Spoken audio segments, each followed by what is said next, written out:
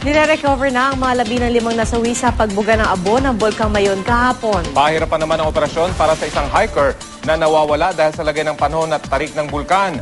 Mula sa Daraga Albay, may ulat on the spot si Micaela Papa. Mica? Rafi, Pia, patuloy ang search, rescue and retrieval operations para sa mga climber na nasa may crater ng Bulkang Mayon nung magbuga ito ng steam at abo kahapon. Pasado alas 8 nga ng umaga ay lumipad na ang 2 helicopter ng Tactical Operations Group 5 para sunduin ang labi ng 5 climber. 3 German nationals, isang Spanish national na based sa Germany at ang isang Filipino tour guide na nakilalang si Jerome Berin. Lumipad na rin ang isang search and rescue chopper para naman sa paghahanap ng isang nawawala pang Thai climber. Ayon sa LGU, natukoy na nasa Santo Domingo side ng bulkan ang nawawalang climber.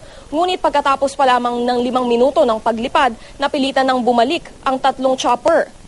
Bandang alas 10 naman ay lumipad na uli ang search and rescue chopper. Ang 2 pang chopper nakaabang na lamang sa abiso ng ground team kung naidala na mula Camp 2 papunta sa mas mababa at mas ligtas na Camp 1 ang mga labi bago sila lumipad.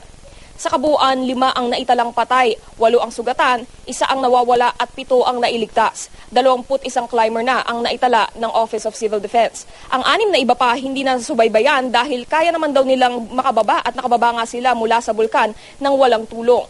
Giit naman ni Albay Governor Joey Salceda, hindi sila maghihigpit o magpapatupad ng karagdagang ordinansa sa pag-akyat sa Mayon dahil sa insidente. Ngunit iginiit naman niyang kailanman ay hindi nila ispinonsor o promote ng ang Mayon climbing. Narito ang kanilang pahayag.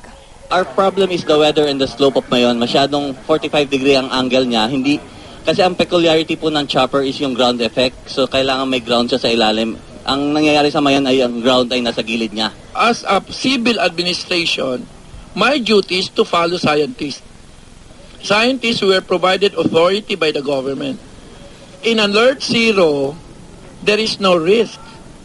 If there's no risk, then it's just a piece of mountain. And therefore, the risk pertains to mountaineering.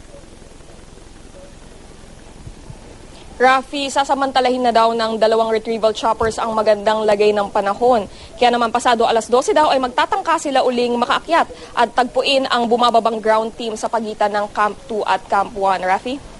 Mika, yung ground team ay hinahanap na rin ba itong nawawalang Thai hiker at meron na bang komunikasyon sa kanya?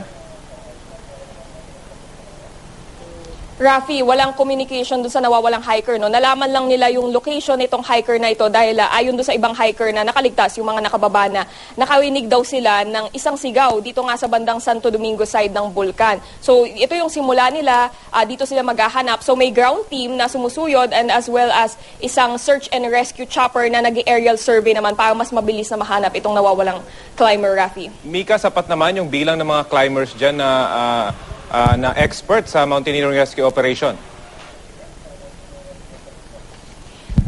Rafi, napakarami ng mga ground rescue team bukod sa Philippine Army, nandyan yung sa OCD, meron ding mga private rescue team at nandyan yung Red Cross. So marami tayo on the ground, pero ang mas mahalaga nga raw talaga para mapabilis ito yung aerial survey na ang problema nga lang ngayon kino-complicate ng pabago-bago na lagay ng panahon kasi kapag may ulan, nagkakaroon ng zero visibility. So, lubhang mapanganib para dun sa rescue chopper dahil posible siyang mabangga dun sa bulkan, Rafi?